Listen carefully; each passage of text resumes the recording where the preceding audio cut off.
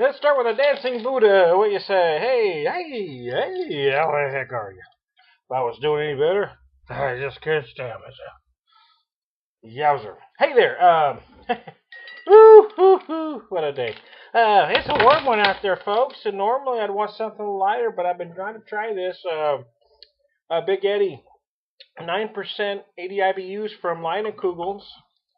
Um, what do they use, Tom? Tell me, what's in this baby? They use Munich Caramel and Pale Ale malts, Warrior, Cascade, Simcoe, Amarillo, and Citra hops.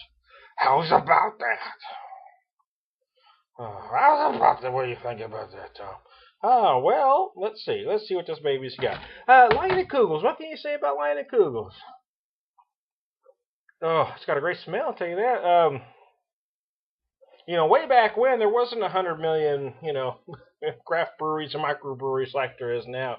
When the thing just first started going in the late 80s and 90s, there was just a small handful out there. And to be honest with you, most markets didn't have much readily available. So, Leine was one of the very first I tried. I remember trying a Leine's Red. It was right about the time that Michelob rolled out Amberbach and their line of so-called craft brews, with their pale ale and the honey lager and their wheat, most of those just didn't make it. But they were kind of gateways for a lot of craft beer drinkers, A lot of guys started out drinking them. Oh, wowzer. But anyway, Leine, as other breweries start going, after the millennium, a lot of these, the session breweries like Shiner and Leine and a few others, they kind of got left behind. They carved out their little niche and their areas. Point's another one. But they kind of struggled getting beyond that. A lot of them have tried to branch out into the bigger beer territory. Point, for instance, with their whole hog line. And now Leine with their Big Eddy line, huh? So here's the trick, though, is making these cost-effective for the brewery, but craft beer nerds like myself kind of have little pet breweries that they have. Most folks, especially the hipster types,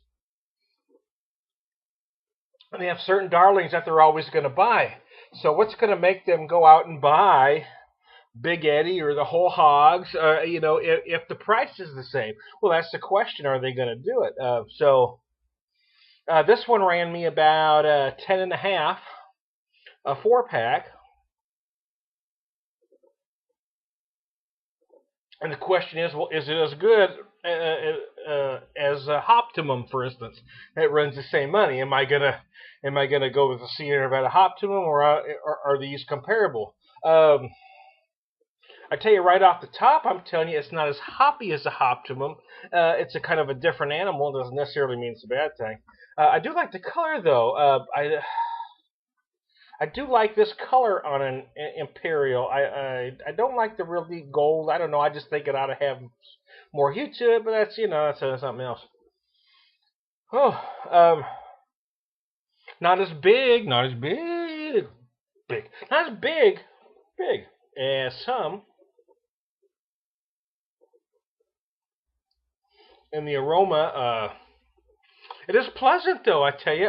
It's got a maybe not as crazy hoppy as a Hop Slam or a Hoptimum, but it's hoppy enough.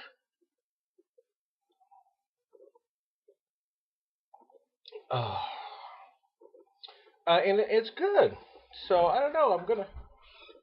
I'm gonna have to have a couple of them to really be able to tell, if it's comparable to all those others. But, initially I like it. So I'm going to rub my sweaty head and do a dancing Buddha and finish this beer. And I'll be back with time for another one. I'll tell you that right now. Oh, no, wife some son of a gun. You're the kid.